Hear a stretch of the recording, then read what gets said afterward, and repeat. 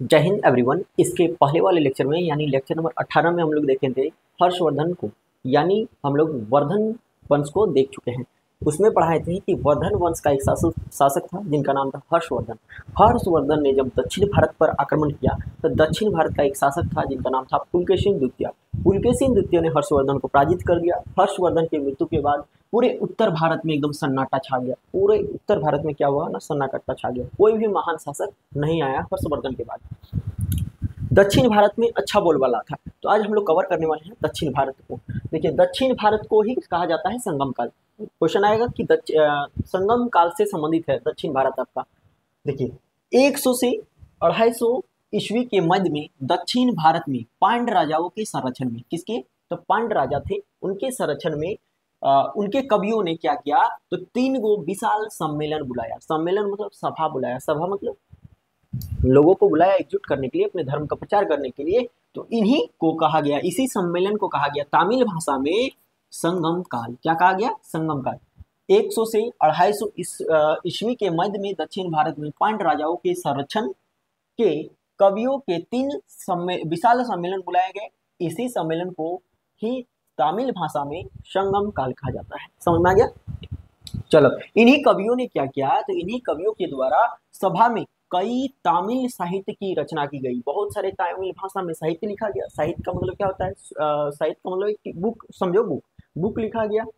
और इन्हीं तमिल साहित्यों को संगम साहित्य कहा जाता है। जो साहित्य लिखा गया, जो देखिए जो सभा हुआ, उसको संगम काल के नाम से डोनेट किया, मतलब डिबेट बताएं। और उसके बाद जो वहां पे साहित्य लिखा गया उसको कहा गया संगम साहित्य। क्यों? क्योंकि संगम काल में लिखा गया था। चलो, संगम काल का सीधा संबंध दक्षिण भारत से। चलो, इतिहास में 3 संगमों का वर्णन मिलता है। इतिहास में हम लोग अभी जो जाने 3 संगमों का वर्णन को देखे हैं, यानी 3 संगमों का वर्णन मिलता है हमारा इतिहास में। प्रथम संगम, द्वितीय संगम और तृतीय संगम।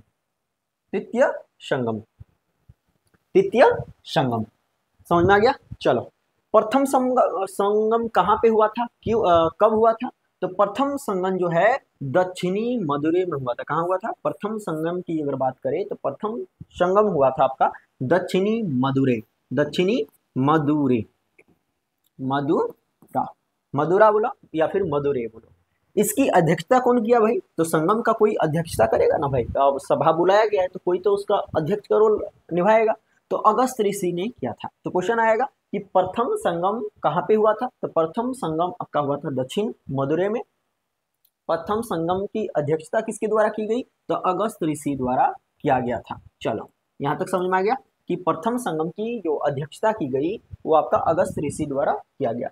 इस सम्मेलन में 89 राजाओं ने भाग लिया था। यानी टोटल राजाओं की संख्या कितनी थी प्रथम संगम में, तो 89 थी। वर्तमान में दक्षिण मदुरै जो है जलमग्न हो गया है, जिस कारण इस संगम में लिखे गए साहित्य का कोई जानकारी उपलब्ध नहीं है, या फिर कोई जानकारी नहीं है। क्यों? क्योंकि यह जो है, यह संगम फिलहाल में जलमग्न हो गया, यानी जल के माध्यम से पूरी तरह डूब चुका है, जिसके कारण यहाँ पे जो लिखा गया था साहित्य सब चीज खत्म हो गया। तो कोई भी जानकारी नहीं है। उसके बाद आता है द्वितीय संगम। द्वितीय संगम कहाँ पे हुआ था भाई, तो ये हुआ था कपाटपुरम में, यानी अलेव में हुआ था। कहाँ पे हुआ था, अलेव बोलो या फिर कपाटपुरम बोलो। प्रारंभ में इसकी अध्यक्षता जो है अगस्त ऋषि द्वारा किया गया। अगस्त ऋषि प्रथम संगम की अध्यक्षता की, और वही अगस्त ऋषि हैं जो द्वितीय संगम की भी स्टार्टिंग में अध्यक्षता करते हैं, लेकिन बाद में क्या करा जाता है, तो तोल्कापियर को अध्यक्षता सौंप दी जाती है। तो बाद में कौन करता है द्वितीय संगम की अध्यक्षता, तोल्कापियर। अब तोल्कापियर अध्यक्षता कर रहे हैं, इन्होंने एक बुक लिख दिया जिनका नाम रखा तोल्कापियम। इसी सम्मेलन में तोल्कापियर ने तोल्कापियम नामक साहित्य की रचना कर दी। तो क्वेश्चन आएगा कि तोल्कापियम किसकी पुस्तक है, तो तोल्कापियर की है। अच्छा, किस संगम में लिखा गया है, तो द्वितीय संगम में लिखा गया है। इसी सम्मेलन में तोल्कापियर ने तोल्कापियम नामक एक साहित्य की रचना कर दी। इस संगम में टोटल 59, उसमें कितना था, प्रथम संगम में आपका 89 और द्वितीय संगम में आपका 30 को घट गया, डायरेक्ट आ गया 59 में, 59 में, यानी 59 राजाओं का संरक्षण मिला, या फिर 59 राजाओं ने हिस्सा लिया था। किसमें? तो द्वितीय संगम में। उसके बाद आता है तृतीय संगम। क्या आता है भाई? तृतीय संगम। इसकी अध्यक्षता जो है, इसकी अध्यक्षता नेक्यर ने किया था। कौन किया था? तो नेक्यर ने किया था। प्रथम संगम की अध्यक्षता अगस्त ऋषि, द्वितीय संगम की अध्यक्षता तो अगस्त ऋषि, लेकिन बाद में तोल्कापियर ने किया। उसके बाद तृतीय संगम की अध्यक्षता जो है नेक्यर के द्वारा करा गया। इसमें टोटल 59, इसमें 89, प्रथम में 89, द्वितीय में 59 और तृतीय में आपका 49, यानी 10 और राजा घट गए। इसी संगम में लिखे गए साहित्य का कोई भी स्पष्ट साक्ष्य नहीं मिला। इस साहित्य में भी क्या इस संगम में भी क्या हुआ है? तो कोई भी स्पष्ट साक्ष्य नहीं मिला है। तीनों ही सम्मेलन तमिलनाडु में किए गए थे। अच्छा, अब क्वेश्चन आएगा कि जो दक्षिणी मदुरै है, दक्षिणी मदुरै है या फिर दक्षिणी मदुरै हो या फिर कपाटपुरम, और या फिर जो तृतीय संगम हुआ था वो तीनों है कहाँ पे? तो तीनों है आपका तमिलनाडु में। कहाँ पे है? तमिलनाडु में। अगस्त ऋषि काशी बनारस के रहने वाले थे, जो तमिलनाडु में जाकर बस गए थे। अगस्त ऋषि कहाँ के रहने वाले थे? तो तमिलनाडु के थे, और जाके ये बस गए, सॉरी बनारस के थे, लेकिन ये बस गए थे कहाँ पे? तो तमिलनाडु में बस गए थे। और इन्होंने ही प्रथम तथा द्वितीय संगम की अध्यक्षता करा। अगस्त ऋषि को तमिल साहित्य का जनक माना जाता है। अगस्त ऋषि को जो है तमिल भाषा का क्या कहा जाता है? तो जनक माना जाता है, तमिल साहित्य का जनक माना जाता है। पांड्य राजाओं के द्वारा इन संगमों को शाही संरक्षण प्रदान किया गया था। बताए थे पहले ही कि पांड्य राजाओं के नेतृत्व में ही, पांड्य राजाओं के संरक्षण में ही तीनों संगम का आयोजन करा गया था। चलो संगम काल के राज्य देखते हैं। अब इस संगम काल में कौन कौन से राज्य इंपॉर्टेंट थे? तो देखो, कृष्णा नदी के दक्षिण में, कृष्णा नदी के दक्षिण में अर्थात भारत के सुदूर दक्षिण में, भारत के सुदूर मतलब होता है सीधे, सुदूर मतलब क्या होता है? इतिहास की भाषा में सुदूर तुदूर बोला जाता है। तो सुदूर का मतलब होता है सीधे। तो भारत के सीधे एकदम नीचे में आएंगे दक्षिण में, तो 3 राजाओं का उदय हुआ। पहला चेर, दूसरा पांड और चोल। यही पांड है जिन्होंने संगम काल का आयोजन करा था। संगम काल क्या है भाई? कुछ नहीं, एक संगठन था जिसको नाम दिया गया संगम काल। हम लोग देखते हैं पहला चेर के बारे में, चेर वंश के बारे में। तो संगम काल के वंश में सबसे प्राचीन जो था कौन था? आपका चेर था। सबसे प्राचीन कौन था? चेर था। जबकि चेर का अर्थ होता है पर्वतीय क्षेत्र, पर्वतीय क्षेत्र इसका अर्थ होता है, लेकिन सबसे प्राचीन कौन था? तो चेर था। संगम काल के सबसे प्राचीनतम वंश का नाम बताओ तो क्या आएगा? आपका चेर आएगा। लेकिन चेर का अर्थ पूछेगा कोई तो बताना है पर्वतीय देश होता है। ऐतरेय ब्राह्मण ग्रंथ में इसे चेरापद कहा गया है। ऐतरेय ब्राह्मण ग्रंथ में चेर वंश को चेरापद कहा गया है। अशोक के द्वितीय शिलालेख में इसे केरल पुत्र कहा गया है। जब अशोक का द्वितीय शिलालेख पढ़ा रहे थे तो उसी टाइम बताए थे कि अशोक के द्वितीय शिलालेख में दक्षिण भारत के एक राज्य का दक्षिण भारत के एक राज्य के बारे में पता चलता है, जिनका नाम है केरल पुत्र या फिर सत्य पुत्र। चलो, इसका क्षेत्र केरल यानी मलवार वाला था। इसका क्षेत्र कहाँ था? तो केरल यानी मलवार वाला। अगर यदि भारत की मैप के माध्यम से समझाना चाहेंगे तो ये हम पूरा भारत नहीं बनाएंगे। चलो, ये आपका रहा भारत। तो ये वाला जो एरिया है, ये वाला आपका चेर का था। ये वाला क्या था भाई? ये वाला आपका एरिया चेर का था। इसका कौन सा था? तो ये वाला आपका एरिया केरल का मालवार वाला चेर वाला एरिया था। इसकी राजधानी वंजी या फिर करूर हुआ करती थी। चेर वंश की राजधानी कहाँ हुआ करती थी? तो उसी को करूर कहा गया है और उसी के लिए वंजी का प्रयोग हुआ है। इसका राजकीय चिन्ह था धनुष। इसका राजकीय चिन्ह क्या हो गया? धनुष। इसकी राजधानी क्या हो गया? तो वंजी करूर। केरल का प्राचीन नाम क्या था भाई? मलवार। प्राचीन नाम मलवार केरल के लिए ही प्रयोग हुआ है। अशोक के द्वितीय शिलालेख में केरल पुत्र के द्वारा संबोधित किया गया है। उसके बाद ऐतरेय ब्राह्मण ग्रंथ में चेरापद कहा गया है चेर वंश वालों को। उसके बाद चेर का मतलब होता है पर्वतीय देश, लेकिन यह सबसे प्राचीन राजवंश था। दक्षिण भारत के लिए। इसका राजकीय चिन्ह क्या था भाई? तो धनुष। इसका राजकीय चिन्ह क्या था? तो धनुष था। इस वंश का प्रमुख बंदरगाह मुजरिस यानी रोमन व्यापार का केंद्र था, मुजरिस। चेर वंश का प्रथम शासक जो था वो आपका उदयन जरेल था। कौन था? उदयन जरेल। चेर वंश का प्रथम शासक उदयन जरेल। उदयन जरेल ने क्या किया? तो महाभारत के युद्ध में सैनिकों को भोज करवाया था, ऐसा कहा जाता है। ऐसा करवाया था कि नहीं ये पता नहीं, लेकिन ऐसा कहा जाता है कि उदयन जरेल जो थे चेर वंश के प्रथम शासक, इन्होंने जब महाभारत हुआ था तो उस समय महाभारत के युद्ध में जो सैनिक लड़ रहे थे उनको इन्होंने भोजन कराया था। अगला शासक बना आपका सेन गुटन। कौन बना? सेन गुटवन। सेन गुटवन चेर वंश का अगला शासक सेन गुटवन। इसे लाल चेर कहा जाता है। सेन गुटवन को जो है शेर गुटवन के लिए शब्द का प्रयोग हुआ है, तो लाल चेर का प्रयोग हुआ है। चलो, इस वंश का सबसे प्रतापी शासक की अगर बात करें तो सेन गुटवन ही था। कौन था? सेन गुटवन ही था जो चेर वंश का द्वितीय शासक के रूप में काम करा। सेन गुटवन ने पत्नी पूजा यानी कन्गी पूजा प्रारंभ किया।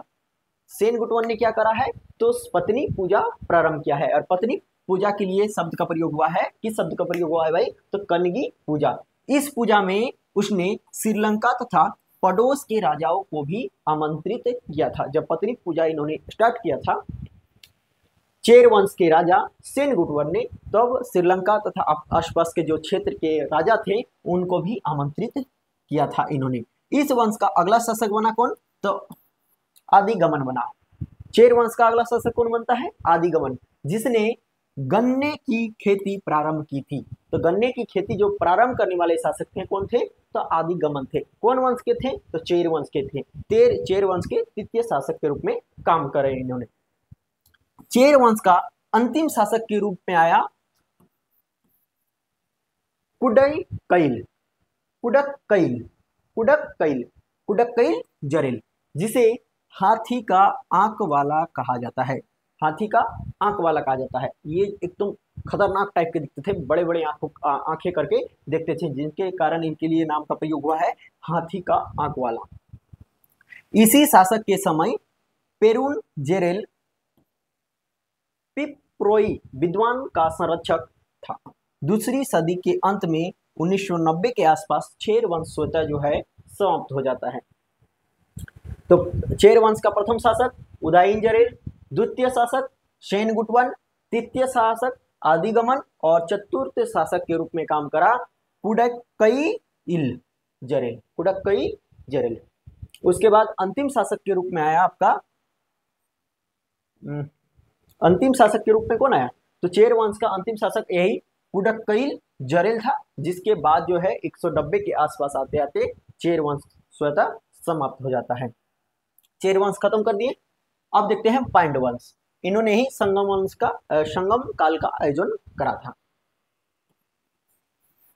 चेर वंश खत्म हो गया। अब देखते हैं हम लोग पांड्य। क्या देखेंगे भाई?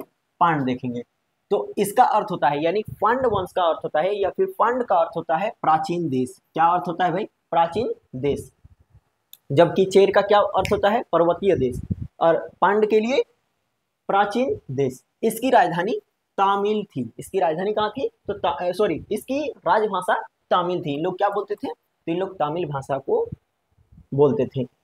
यह मातृ शतात्मक था और मोतियों के लिए प्रसिद्ध था। कौन सा आपका? तो पांड्य। पांड्य राजाओं ने ही तीनों संगम का आयोजन करा था। पांड्य वंश की प्रथम जानकारी मेगास्थनीज के पुस्तक इंडिका से मिलती है। जब मगध साम्राज्य पढ़ा रहे थे तो उस समय भी बताए थे कि इंडिका जो है मेगास्थनीज द्वारा लिखा गया है। इसमें भारत का बेहतरीन तरीके से वर्णन किया गया है। पांड्य वंश का क्षेत्र जो है तमिलनाडु के दक्षिण भाग में था। ये आपका हो गया तमिलनाडु। ये क्या हो गया? तमिलनाडु। इसके दक्षिण वाला क्षेत्र में था आपका पांड्य। चलो, इसकी राजधानी थी मदुरै। इसकी राजधानी कहाँ थी? तो मदुरै थी। पांड्य वंश की राजधानी मदुरै हुआ करती थी। इसकी राजकीय चिन्ह था मछली। इसका राजकीय चिन्ह क्या था? तो मछली था, यानी कर्प था।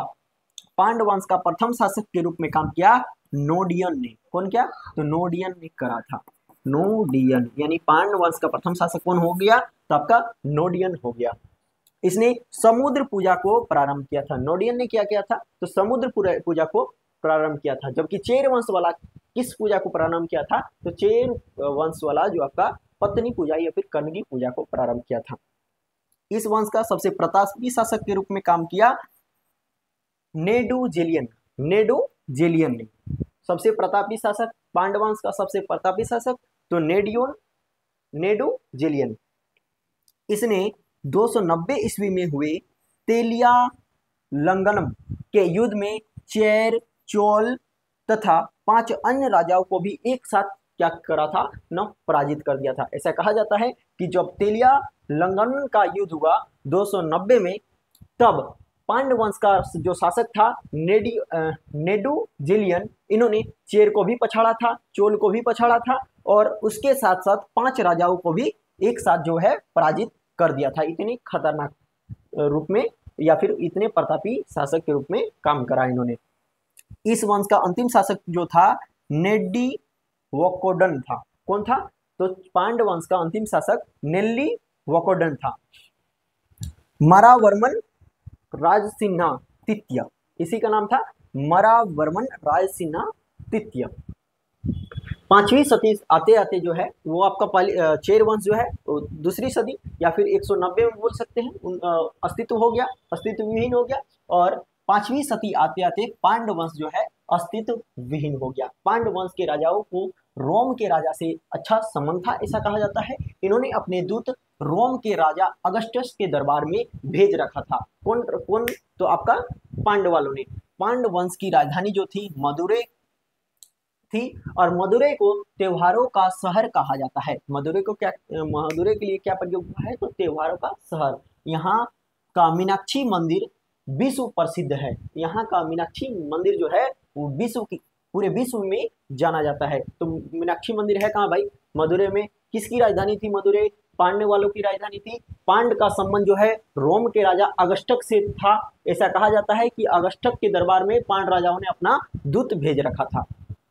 चलो, अशोक के शिलालेख, महाभारत एवं रामायण से इस वंश की जानकारी हासिल होती है या फिर मिलती है। अशोक के शिलालेख से भी हम लोग को पांड्य वंश के बारे में जानकारी मिलती है और आपका महाभारत से भी पांड्य वंश के बारे में जानकारी मिलती है और जो है आपका रामायण से भी पांड्य वंश को जानने का मौका मिला है या फिर जानकारी मिलती है। मेगास्थनीज ने इस वंश को माबर नाम से वर्णन किया है। यानी मेगास्थनीज कहते हैं कि दक्षिण भारत में एक राज था जिनका नाम था माबर, और माबर के लिए ही प्रयोग हुआ आपका पांड्य वंश के लिए क्या प्रयोग हुआ है? तो माबर किसके द्वारा करा गया है? तो आपका मेगास्थनीज द्वारा। मेगास्थनीज की पुस्तक का नाम क्या है? तो मेगास्थनीज का पुस्तक का नाम है इंडिका।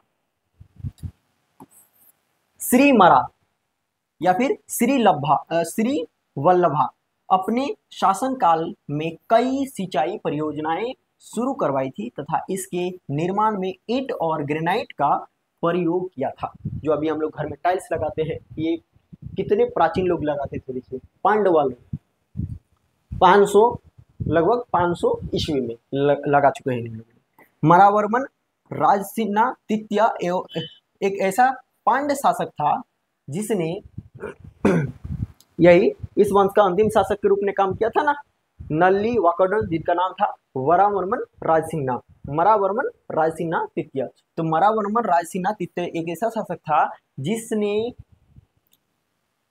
कुडम्बलूर में तरबूज के चोल राजाओं का विरोध करा था। शिल्पाधिक्रम पुस्तक में नेदुजेलियन प्रथम का वर्णन मिलता है। यह पुस्तक जो है तमिल साहित्य का प्रथम महाकाव्य के रूप में जाना जाता है। तो क्वेश्चन आएगा कि तमिल साहित्य का प्रथम महाकाव्य के रूप में जाने जाने वाला पुस्तक का नाम क्या है? तो पुस्तक का नाम है शिल्पाधिक्रम। शिल्पाधिक्रम। अब देखते हैं हम लोग चोल वंश। चेर वंश देख लिए, पांड्य वंश देख लिए, उसके बाद देखते हैं चोल वंश। तो इसका अर्थ होता है, यानी चोल का अर्थ होता है नया देश।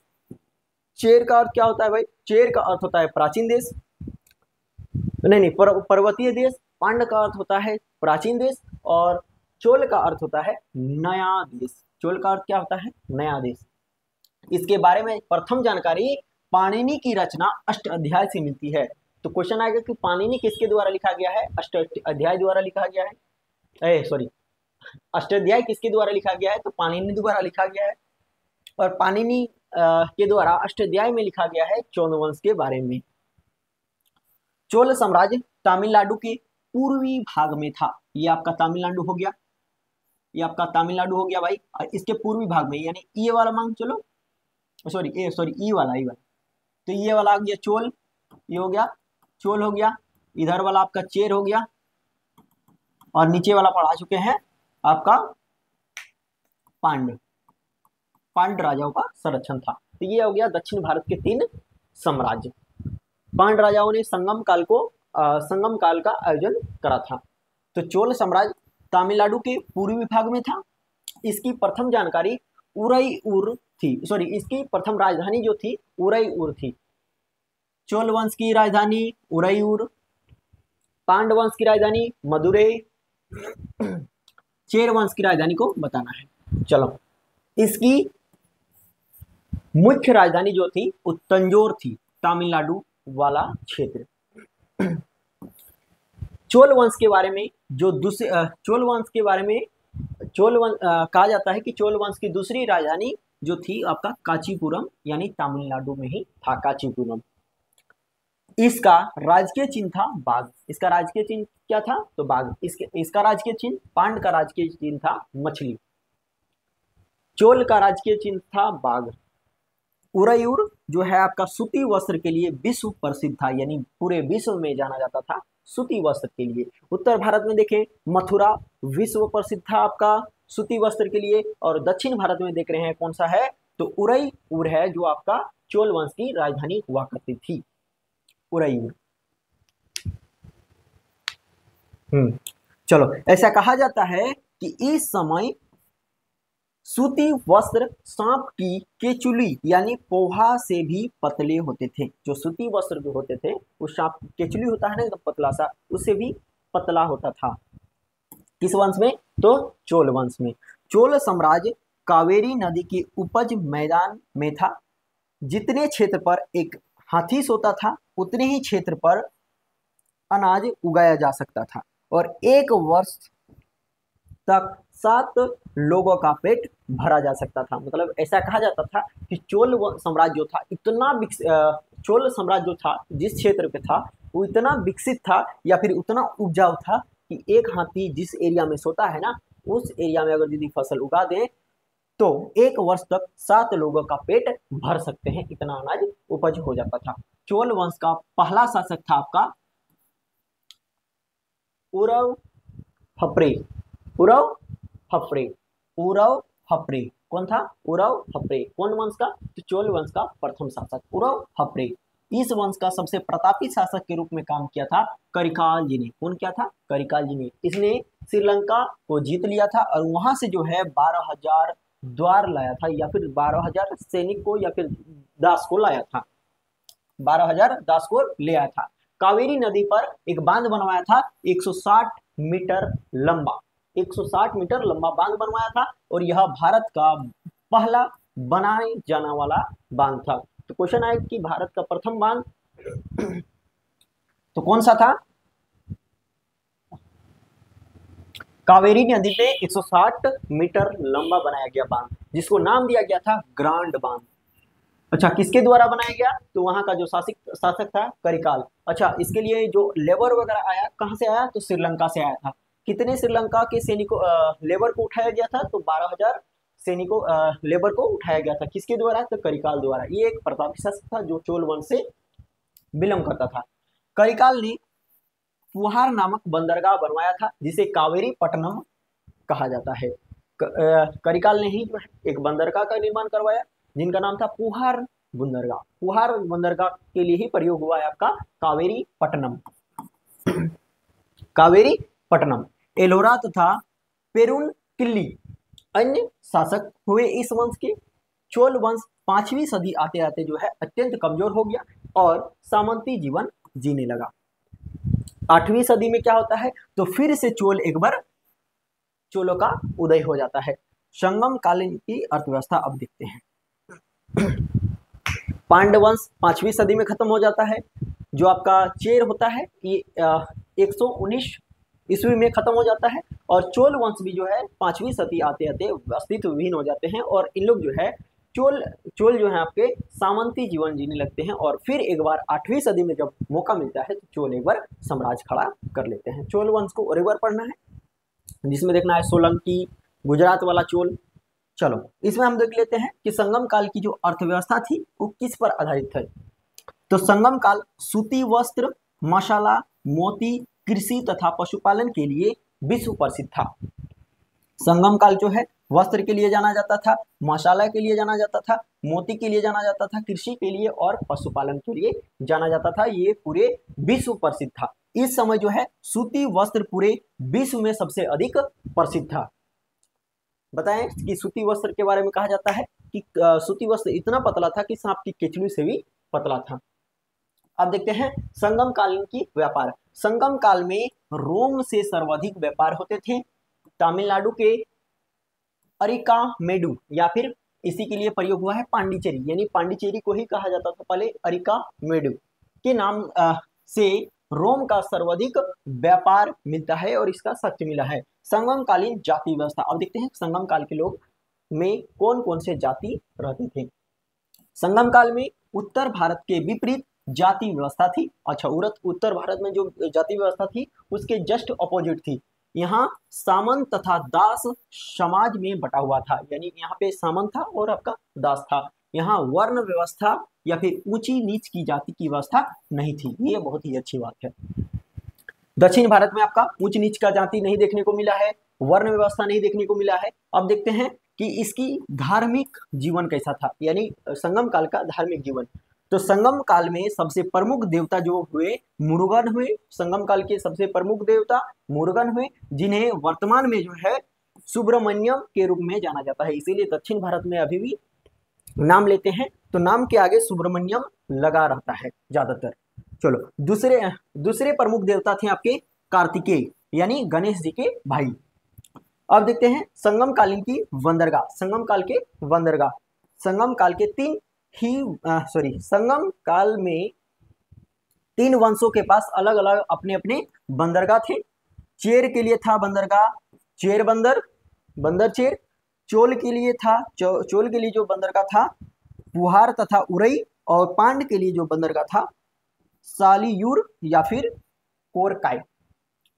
उसके बाद देखते हैं संगम कालीन की साहित्य या फिर संगम काल के जो साहित्य लिखे गए हैं उसको देखते हैं। संगम साहित्य तमिल भाषा में लिखे गए थे। जो संगम साहित्य लिखे गए हैं वो सारे किस भाषा में थे, तो तमिल भाषा में थे।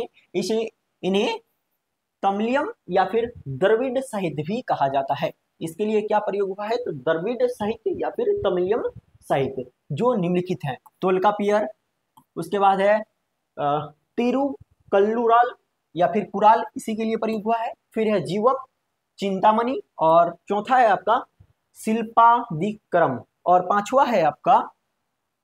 पांचवा क्या है भाई, तो मणिमेखला। अब एक को हम लोग जानते हैं कि तोल्कापियर में किसके बारे में वर्णन किया है। उसके बाद तिरुकुराल या फिर कुराल में किसके बारे में वर्णन किया है, जीवक में किसके बारे में वर्णन किया है, फिर शिल्पादिक्रम में किसके बारे में वर्णन किया है। चलो एक को देखते हैं। तोल्कापियर की बात करें तो इसका संबंध जो है व्याकरण से था। तोल्कापियर का संबंध किससे था, तो व्याकरण से था। उसके बाद है तिरुकुराल या फिर कुलाल, इसी के लिए प्रयोग हुआ है कुराल और तिरुकुलाल। इसे तमिल साहित्य का बाइबल कहा जाता है। तो तमिल साहित्य का बाइबल किसको कहा गया है, तो कुराल को कहा गया है, या फिर एंजिल, इसी के लिए शब्द का प्रयोग हुआ है एंजिल। उसके बाद है जीवक चिंतामणि, इसका संबंध था जैन धर्म से। जीवक चिंतामणि का संबंध किस धर्म से था, तो जैन धर्म से था। और इसकी रचना जो है देवर के द्वारा करा गया। उसके बाद आता है शिल्पादिक्रम, इसका संबंध जैन धर्म से था। इसका भी शिल्पादिक्रम का भी संबंध जो है आपका जैन धर्म से होता है। इसमें नुपुर या फिर पायल की कहानी है। इसे तमिल काव्य का इलियट कहा जाता है। तमिल साहित्य का इलियट किसके लिए प्रयोग हुआ है, तो शिल्पादिक्रम। इसमें किसकी कहानी है भाई? तो नूपुर की कहानी है। इसका संबंध जैन धर्म से है। अच्छा, एक राजा थे, देखो इसको हम पढ़ के सुनाते हैं, उसको बाद समझाते हैं, मजा आएगा। राजा कविलन अपनी पत्नी कनगी को छोड़कर माधवी नामक नर्तकी के प्रेम में फंस जाता है और अपने धन को लुटाने लगता है। उसके बाद उसे जब पश्चाताप होता है तो अपनी पत्नी के पास लौटता है और उसकी पत्नी कनगी ने उसे अपना एक पायल दे दी, जिसे बेचकर मदुरै में जो है व्यापार प्रारंभ करता है। कौन? तो आपका कविलन। किंतु कविलन पर जो है मदुरै की रानी का पायल चुराने का आरोप लग जाता है और उसे फांसी दे दिया जाता है कविलन का। और ऐसा कहा जाता है कि जब कविलन की पत्नी जो कनगी थी, इनके द्वारा मदुरै शहर को श्राप दे दिया गया, जिसके कारण मदुरै शहर जो है पानी से डूब गया और वहाँ के जो साहित्य थे सारे बर्बाद हो गए, या फिर कोई भी साहित्य स्रोत नहीं मिला है। एक्चुअली में था एक राजा था जिनका नाम था कविलन। क्या नाम था राजा का? कविलन। और उनकी एक पत्नी थी कनगी। कविलन क्या करता है, तो एक नर्तकी या फिर जो नाचने वाली डांसर होती है उसके प्रेम में फंस जाता है और अपनी पत्नी को छोड़कर, जो नर्तकी का नाम था, क्या नाम था? माधवी। तो माधवी के प्रेम में फंस जाता है और जो अपनी पत्नी को छोड़ देता है। फिर जब उसको पश्चाताप होता है, माधवी तमाचा वगैरह मारी होगी, उसके बाद उनको जब पश्चाताप होता है तो वो अपनी पत्नी के पास यानी कनगी के पास लौट के आ जाता है। कौन? आपका कविलन। फिर इसकी पत्नी जो कनगी है, कनगी इनको एक पायल देती है, बोलती है कि इसको हम लोग तो पूरा बर्बाद हो चुके हैं, कि आप जितने भी धन दौलत था साम्राज्य में सब आप जो है माधवी के लिए कुर्बान कर चुके हैं, या फिर उनके अथी में बर्बाद कर चुके हैं। तो इन्होंने क्या करा, इनकी पत्नी जो कनगी थी, इन्होंने अपना एक पायल दे दिया और पायल को इन्होंने कविलन ने बेच दिया एक किसी दुकान में जाके। उसके बाद जो पैसा मिला उसके बाद अपना सोचे कि अपना अर्थव्यवस्था को ठीक करा जाए। लेकिन वहां पे एक रानी थी, किंतु मदुरै की एक रानी थी जिनका पायल उसी टाइम चोरी हो गया था और ऐसा कहा जाने लगा कि जो कविलन है इन्होंने ही चुराया है, कहे कि इन्होंने एक पायल बेच चुका है। लेकिन इनकी जो पायल बेचा था इनकी पत्नी का था, ना कि मदुरै की रानी का था। तो मदुरै की रानी ने बुलाया इसको कविलन को और कविलन को क्या करवाया, तो फांसी में चढ़वा दिया गया। अब कविलन की मृत्यु हो गई। कविलन की जब मृत्यु हो गई तो इनकी पत्नी जो थी कनगी विधवा हो गई और विधवा के रूप में जब शराब दे दी, तो ऐसा कहा जाता है कि मदुरै शहर जो है पूरी तरह डूब गया उस शराब से। चलो, कोवलन की पत्नी कनगी ने शराब दे दिया जिससे मदुरै शहर जो है डूब गया। अच्छा, अब आता है लास्ट आपका साहित्य जिनका नाम है मणिमेखला। ये जो अभी माधव और कोवलन की जो प्रेम प्रसंग का कहानी सुना है, इनका जो संतान उत्पन्न हुआ था, एक संतान उत्पन्न हुआ था, उनका नाम था, क्या नाम था भाई? मणिमेखलम। क्या नाम था? सॉरी, मणिमेखलम नहीं था,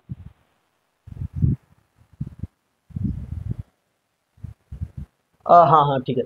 इसका जो मणिमेखला है, इसका भी संबंध हो जाता है बौद्ध धर्म से। इसमें कोवलन तथा माधवी से उत्पन्न संतान मणिमेखलम की चर्चा है, जिसने अंत में बौद्ध धर्म अपना लिया और इसकी रचना जो है शीतले शतनार द्वारा किया गया। इसे तमिल काव्य की ओडिसी भी कहा जाता है। इसे तमिल काव्य की ओडिसी भी कहा जाता है। अच्छा, तोल्कापियम बोल रहे हैं।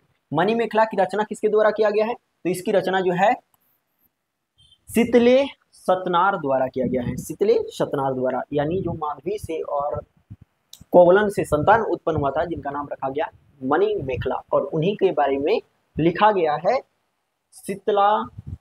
शीतले शतनार द्वारा। इसमें इन्होंने लिखा है कि जो कोवलन था और कनगी थी, कोवलन था और इनकी जो प्रेमिका थी जिनका नाम था माधवी, जो माधवी एक डांसर थी, उनका प्रेम प्रसंग हुआ। प्रेम प्रसंग के बाद संतान उत्पन्न हो गया और उन्हीं के बारे में इन्होंने विस्तार रूप से वर्णन कर दिया। चलिए, मिलते हैं नेक्स्ट वीडियो में, तब तक के लिए जय हिंद। आई होप आपको वीडियो अच्छा लगा होगा। अब हम लोग 20 लेक्चर की ओर जाएंगे। ये आपका 19वां लेक्चर है। उसमें हम लोग कवर करेंगे दक्षिण भारत को ही अभी पढ़ेंगे थोड़ा सा, क्योंकि दक्षिण भारत में बहुत सारे साम्राज्य हैं, उसको कंप्लीट कर लेंगे। और उसके बाद जहाँ पे वहाँ पे छोड़े थे ना, बताए थे कि उत्तर भारत का एक राजा था जिसका नाम था हर्षवर्धन, और दक्षिण भारत का एक राजा आया जिनका नाम था पुलकेशिन द्वितीय। पुलकेशिन द्वितीय ने क्या किया, तो हर्षवर्धन को मार दिया। हर्षवर्धन को क्या करा है, तो मार दिया है। हर्षवर्धन मर गया, उसके बाद उत्तर भारत में पूरा सन्नाटा छा गया। फिर उत्तर भारत में आक्रमण हो जाता है आपका किसका, तो मुसलमान आक्रमण हो जाता है। उत्तर भारत में मुसलमान कूदेंगे, दक्षिण भारत में राजपूत आ जाएंगे। चलो मिलते हैं नेक्स्ट वीडियो में, तब तक के लिए जय हिंद।